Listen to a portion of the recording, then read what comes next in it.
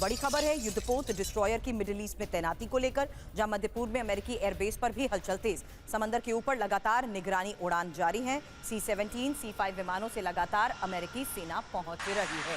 अब middle east में US की तैनाती के बारे में भी एक और इन्फॉर्मेशन, क्योंकि किसी भी वक्त महासंग्राम, ये एक बड़ा सवाल, जहां वायुसेना KC-46A पेगासस एयर टैंकर 4, साथ ही आपको बता दें 6 EA-18G गॉवलर EW विमान, 6 fighter jet F-35A, C-17 Globemaster 3 परिवहन विमान 9, MC-13OJ कमांडो विमान 1, जबकि HC-130J कॉम्बैट किंग विमान 2 और WC-135R विमान 1, E-11A बैटलफील्ड एयरबोर्न विमान 2, परिवहन विमान C-5 और साथ ही नौसेना अरब सागर। वहीं USS Abraham Lincoln 1, Arleigh Burke class destroyer 3, फारस की खाड़ी जहां अल्बर्ग क्लास डिस्ट्रॉयर 2 और भूमध्य सागर अल्बर्ग क्लास डिस्ट्रॉयर 2 और परमाणु संचालित पनडुब्बी के साथ साथ USS जॉर्जिया। ये जो इंफॉर्मेशन आपके सामने थी, ये वो तैयारी है जिसे साफ है कि किस तरीके से घेरेबंदी को लेकर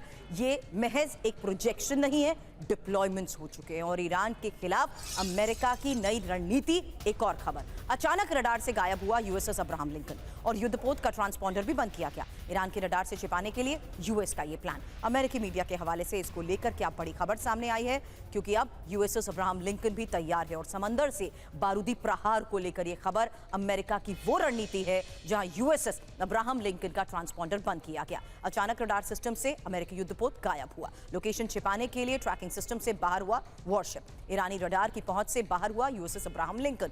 युद्धपोत पर तैनात हथियारों की जानकारी छिपाने की कोशिश, यही अमेरिकी मीडिया लगातार रिपोर्ट्स में दावा कर रही है। लेकिन एक तरफ बातचीत, दूसरी तरफ जंगी तैयारी। ये ईरान के खिलाफ अमेरिका की जंगी तैयारी को लेकर अगली खबर है, क्योंकि USS अब्राहम लिंकन के ऑपरेशन का वीडियो जारी हुआ और सेंटकॉम ने वीडियो के जरिए अपनी ताकत दिखाई है। USS लिंकन की मूवमेंट से ईरान में हाई अलर्ट, मध्य पूर्व में सक्रिय अमेरिकी एयरक्राफ्ट लिंकन। तो जंगी तैयारी की एक और बड़ी खबर है और ओमान में एक तरफ जहां बातचीत हो रही है, वहीं अमेरिका की जंगी तैयारी को लेकर एक और वीडियो। अब इसके संकेत ये कि मध्य पूर्व में USS अब्राहम लिंकन सबसे शक्तिशाली एयरक्राफ्ट कैरियर है। सेंटकॉम ने ऑपरेशन का वीडियो भी बकायदा जारी कर दिया है। एयरक्राफ्ट कैरियर से फाइटर जेट की उड़ान, साथ ही न्यूक्लियर ताकत से लैस एयरक्राफ्ट कैरियर, दुश्मन देश के बेहद अंदर तबाही मचाने में सक्षम है। 90 फाइटर जेट ले जाने में भी सक्षम एयरक्राफ्ट कैरियर। दूसरा संकेत, अमेरिकी मूवमेंट से तेहरान में दहशत का माहौल। हमले के डर से ईरानी नेतृत्व ने कई फैसले भी लिए। स्मार्टफोन मीटिंग पर सख्त पाबंदी लगाई गई। अटैक के खौफ में कई सुरक्षा इंतजाम भी किए गए। तीसरा संकेत, मध्यपूर्व पहुंचा USS जॉर्ज एयरक्राफ्ट। 35 लड़ाकू F-15 की जॉर्डन में तैनाती।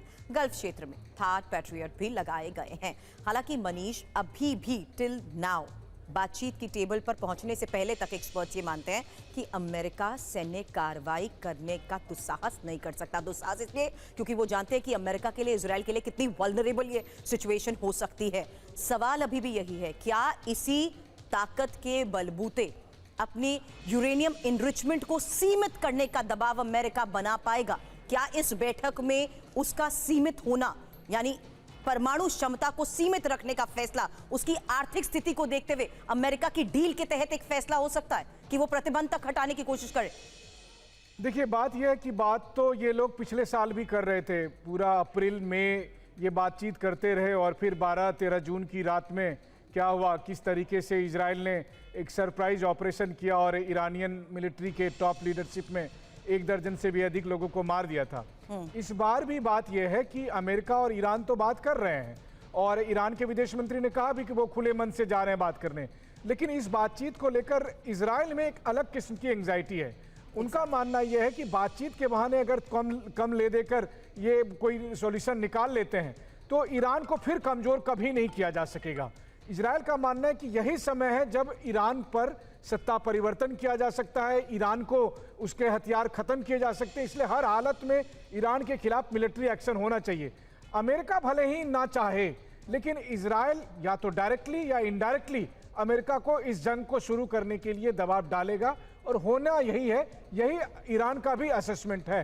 तो ऐसी स्थिति में वाकई में देखना होगा कि अमेरिका ना चाहते हुए भी जंग में जाना चाहता है कि हाँ, इजराइल बस ये चाहता है कि पहली गोली अगर अमेरिका चला दे तो जवाबदेही इजराइल की तब कम होगी। तब ट्रंप ये नहीं कहेंगे कि तुम्हारे चक्कर में लड़ना पड़ा, तब इजराइल कहेगा कि आपने लड़ाई लड़ी थी, मैं तो आपका साथ दे रहा हूं। बस यही है कि बिल्ली के गले में घंटी कौन बांध देगा, इतना ही बड़ा सवाल है। लेकिन इस फैक्ट को भी तो रूल आउट नहीं कर सकते ना इस बातचीत में, जहां अमेरिका ये कह रहा है कि आप अपने प्रॉक्सीज को फंड ना दे, जबकि अमेरिका भी इस बात से वाकिफ है कि यही प्रॉक्सीज किस तरीके से इजराइल को सीधे टारगेट करते हुए आने वाले वक्त में या पूरे मिडिल ईस्ट में किस तरीके से सिचुएशन को और इग्नाइट कर सकते हैं।